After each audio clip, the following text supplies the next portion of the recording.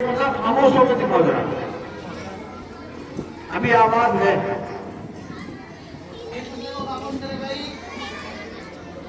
ابھی آواز آ رہی ہے, ذرا خاموش ہو.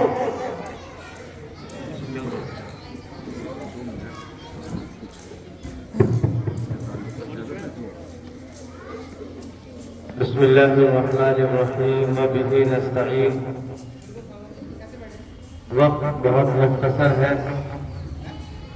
پرسوں حضرت مولانا نفیس احمد صاحب محتمم مدرسہ حاضہ کا فون آیا کہ ہمارے مدرسے میں اسلامی کوئز کا مسابقہ ہے جس میں آپ کو بھی شرکت کرنی ہے.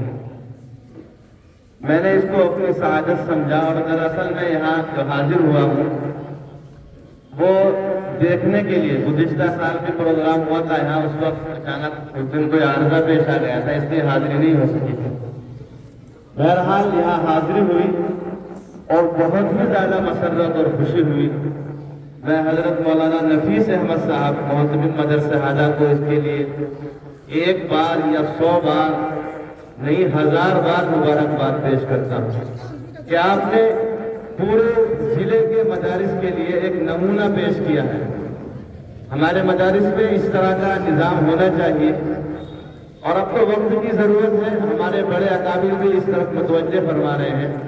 حضرت مولانا نفیس احمد صاحب جو ہے انشاءاللہ اس کے لیے الفضل للمتقدم کا پیش خیمہ ثابت ہوں گے اور انہیں کے حصے میں یہ سعادت آئی ہے.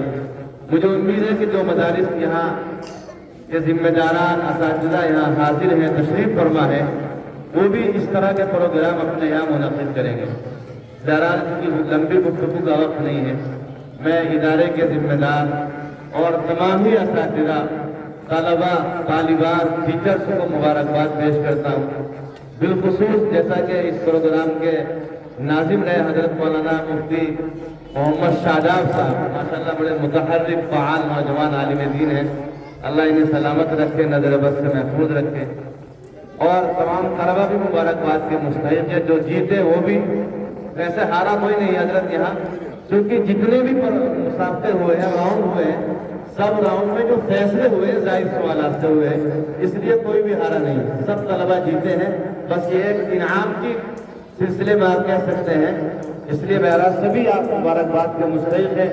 آپ کے والدین بھی کہ انہوں نے آپ کے لیے ایسے ادارے کا انتخاب کیا. اللہ آپ سب کو علم دین کی خدمت کے لیے قبول فرمائے. وما علینا الا البلاغ. جزاک اللہ خیر.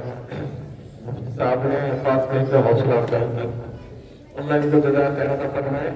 بہرحال جیسا مفتی صاحب نے فرمایا کہ واقعی کوئی بچہ اس کو اس کی ٹینشن نہ لے. تو بچے جن کا نمبر نہیں آ سکا ہے, ماشاءاللہ سبھی بچے جیتے ہوئے, سبھی بچوں نے محنت کی ہے. اور مجھے امید ہے کہ انشاءاللہ آئندہ جو ہمارے پروگرام ہیں, اور اس مرتبہ انشاءاللہ 3 پروگرام اور ہونے ہمارے.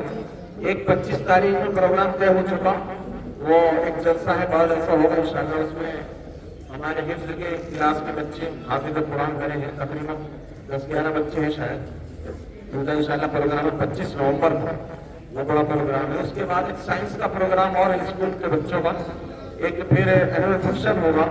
تو 4 پروگرام اس سال انشاءاللہ طے کیے ہیں. بہرحال سبھی بچے تمام پروگراموں میں بہت ہی دلچسپی کے ساتھ, بہت شوق کے ساتھ, بڑی محنت کے ساتھ حصہ لیں گے انشاءاللہ. محنت کریں گے انشاءاللہ. ہاتھ اٹھاؤ انشاءاللہ, سب اٹھاؤ. کوئی بالکل بھی فکر نہ کرے اور اس کی ٹینشن نہ لے بالکل بھی. سب بچوں نے بہت محنت کی ہے, سبھی بچے جیتے ہوئے ہیں ماشاءاللہ, سب نے محنت کی. کریں گے انشاءاللہ. اب دیکھو بڑا ہو سوال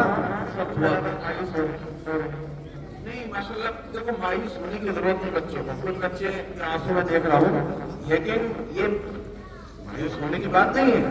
میدان میں جب پہلوان آتا ہے نا, تو ایک پہلوان جیتتا ہے, ہارتا ہے, لیکن اس کو مایوس ہونے کی ضرورت نہیں ہے.